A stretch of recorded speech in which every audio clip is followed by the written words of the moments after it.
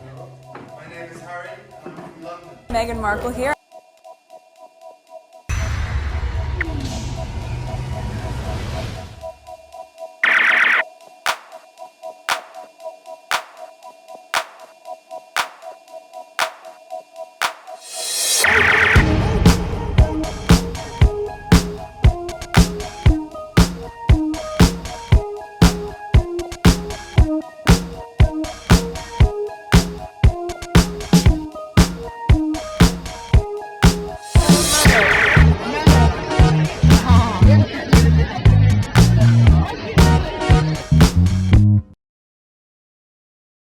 Today is November 28, 2025. It is 7:43 a.m. Unfortunately, there will be screenshot in between. If you are new to my channel, I cannot just play the video, but the audio will remain.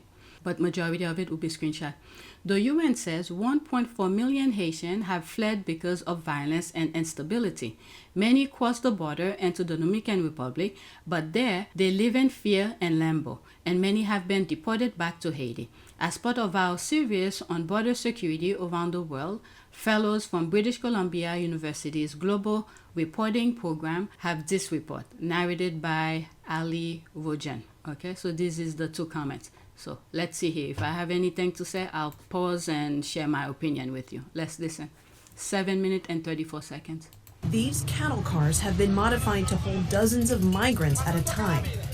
The Dominican Republic has ordered up trucks like this to roam the streets of towns and the countryside, filling up every day with Haitian migrants. In one of them, we met a young man named Caleb who told us he came to the Dominican Republic to work construction. It's wrong. It's wrong. All this time that we've been here, we've been going through misery, working for nothing, working for a house to live in. How is it that I'm in jail without an arrest warrant, without having done anything? This sweep in the Dominican Republic is part of a response to escalating gang violence and economic instability across the border in Haiti, which has escalated steadily since the assassination of Haiti's president in 2021. Last September, at a UN address, Dominican President Luis Abinader pledged that his country would not fall victim to the pressures from the crisis in Haiti. The instability in our neighboring country has put significant pressure on our own security. President Abinader fortified and expanded a border wall and pledged to round up 10,000 Haitians every week to secure his country from undocumented migrants. The border town of Dajabon has been the epicenter of the deportation efforts. The town's market is one of the only places Haitians are allowed to enter legally to buy and sell products. But they must leave the same day over this heavily monitored bridge. Armed Dominican border police stand guard, and there have been several incidents of violence against Haitians at this market. It is a security issue. In Haiti, there are gang members. There are people who maintain anarchy in that country. Farmer Santiago Rivaron is the mayor of Dajabon and has been aggressive in his stance against undocumented Haitians, even taking to the streets to violently round up sleeping migrants on his own. But while the volume of deportations back to Haiti may have skyrocketed, the border remains porous. Many migrants are known to cross back into the Dominican Republic across this river, and it's an open secret that a bribe can secure passage. It's all about money. If you have the money, they let you go. If you don't have money, you stay. To go back, you pay a little something. You pay an immigration chief. The chief always puts someone else to do that for him. It has become a big business, especially for some military. I cannot say that all the military are corrupt, but there are many corrupt military who receive bribes so that the border can be crossed. The day after the Global Reporting Program team met that young Haitian construction worker, Caleb, in the migration truck, they went to his home to speak with his family, only to find Caleb himself back at home with his wife and baby, whose identities he asked us to conceal. How did you get back from Haiti to the Dominican Republic? I always pass through a waterway or go through the end of the wall, where the wall does not reach to cross through the woods. If I could survive in Haiti, I would stay, because here we are not living. Because we are not living, we are surviving.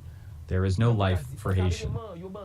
He says he's lost track of how many times he has been captured, deported, and returned. The army, the police, anybody in a uniform, the watchman down the road, is beginning to be involved in ways which lead to extortion, corruption, and creating a chaos. Human rights activists like Bridget Wooding have condemned Dominican treatment of Haitians. Amnesty International calls it de facto racist migration policies in violation of the country's international human rights obligations. This particular anti-black, this particularly anti-Haitian sentiment that the authorities have attempted to whip up, there's not a rational way in which migration is being addressed, and on the contrary, it's being used as a scapegoat for a lot of ills. It is said that we are racists. That is not true, because the majority of Dominicans have black skin. So how can there be racism? The issue that we have with our neighbors is their lack of culture. We would like them to learn from us. They should do the same thing that we do. But even many educated professional Haitians with legal right to study or work in the Dominican Republic have reported being arbitrarily detained. Louis Jerry Wood, a Haitian studying to be a pilot in the Dominican capital Santo Domingo, was grabbed right off the street. I was going to the market to buy something, and by surprise I encountered with this truck. One of them hit me, told me to shut up. So I showed them about the visa, I showed them the passport, and they told me that doesn't matter, and they took me in custody and put me in this truck. I really feel that I was discriminated, because I was black, and worse, because I was Haitian. Louis was taken to this former recreational center, converted into a detention facility to meet the demands of the country's migrant sweeps. Outside the center, families waited for loved ones who had been detained. I spent one night, one day without eating anything, without drinking water. I was really traumatized because it was the first time for me to have been treated this way. Because even in Haiti, there was a situation of violence. I didn't really see this stuff. To date, Louis has been picked up 4 times, and he lives in constant fear of being detained again.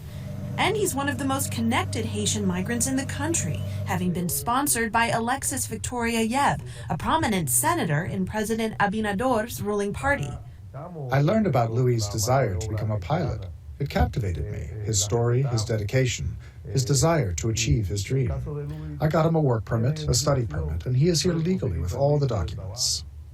And while Senator Yeb says the Dominican Republic is reliant on cheap Haitian labor, particularly in agriculture and manufacturing, there's a larger national security concern. We need Haitian labor if they are regulated, if they have identification. We get them the work residence here. The thing is that Haiti is completely devastated, where they don't have controls over their citizens. Haiti is controlled by a terrorist gang, so we have to control our country.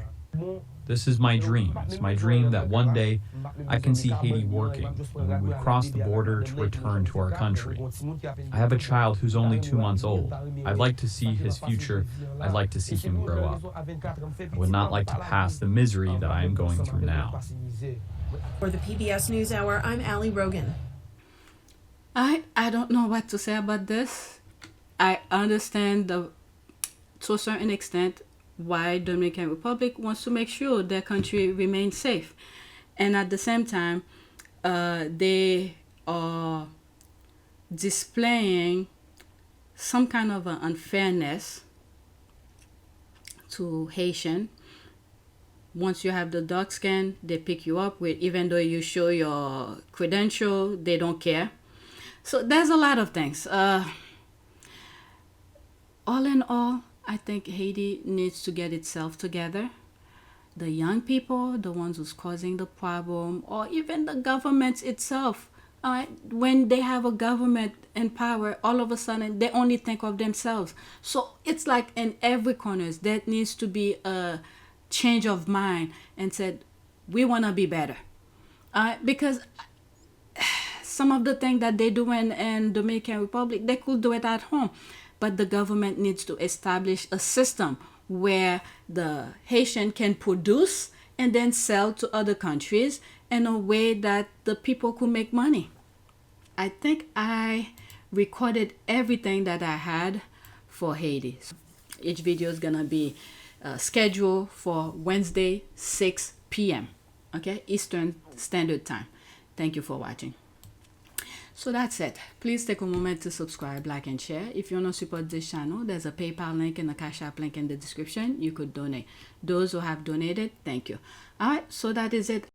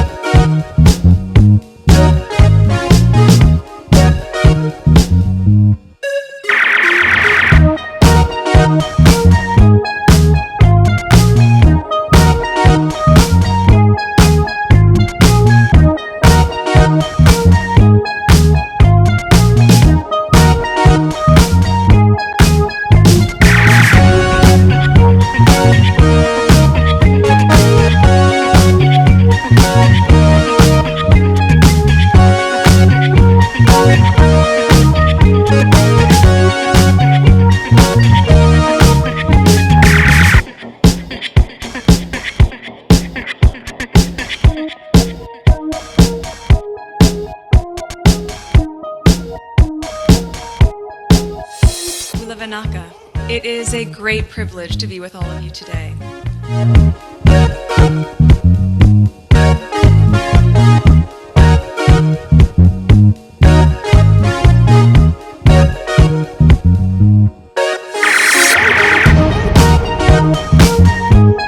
You know, we ask for forgiveness and please come back.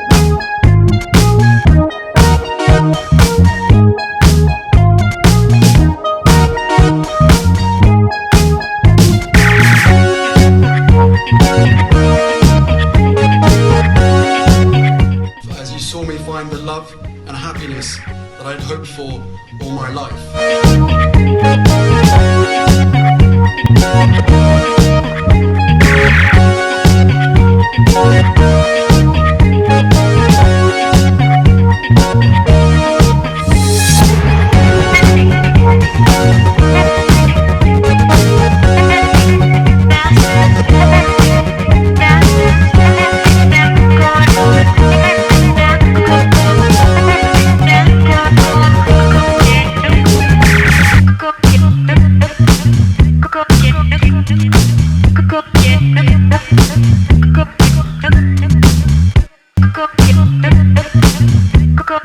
You are all in this together, and if I may speak personally, we are all in this together, because asking for help was one of the best decisions that I ever made.